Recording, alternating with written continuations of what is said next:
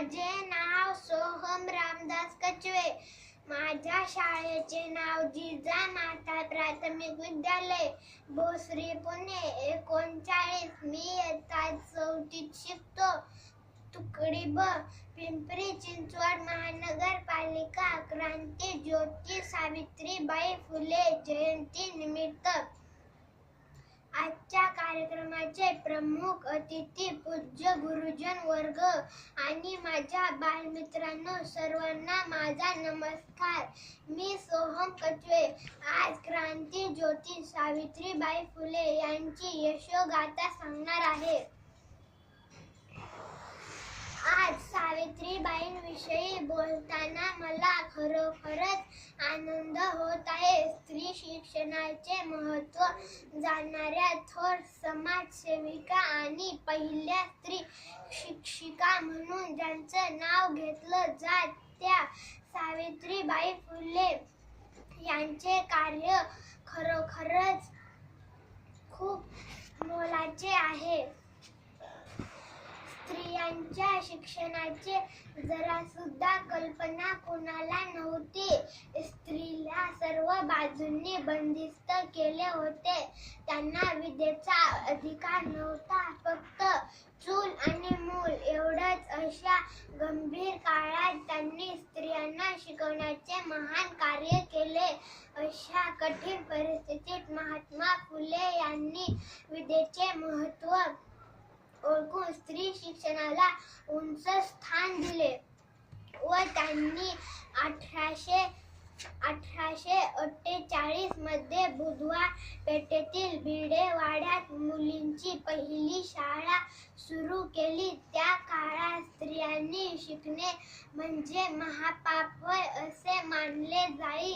त्यांना शिकवले तर अनर्थ होई अशा भट ब्राह्मण यांचे म्हणणे असायचे. तरीही या सर्व गोष्टींना तोंड देऊन महात्मा फुले यांची स्त्री शिक्षणाचे अमूल्य कार्य हाती घेतले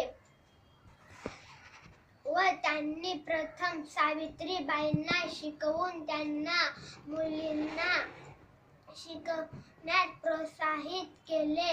पण असे करत असताना लोकांनी त्यांना खूप त्रास दिला.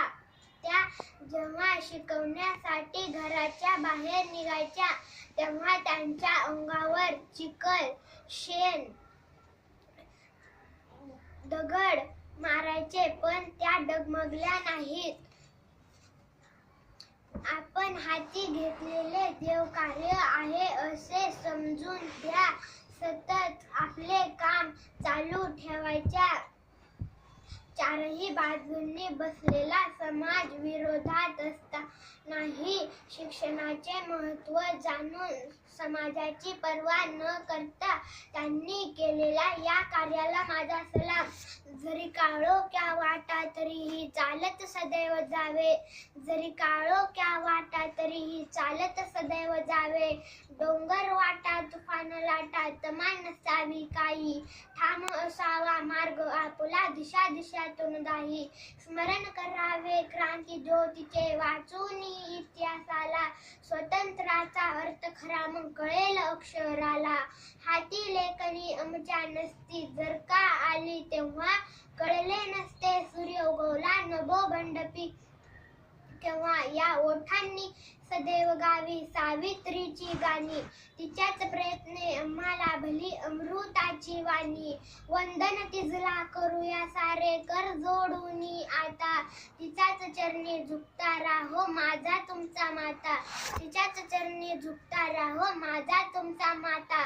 शेवटी एवढेच बोलासे वाटते की मैत्री तुझ्या लेकीच्या पंखात. आज आकाशाला झेपण्याचे बळ आहे. तुम्ही केलेल्या ज्ञानदानाच्या कार्याचे हे फळ आहे, हे फळ आहे. एवढे बोलून मी माझे 2 शब्द संपवतो. जय हिंद, जय भारत. धन्यवाद.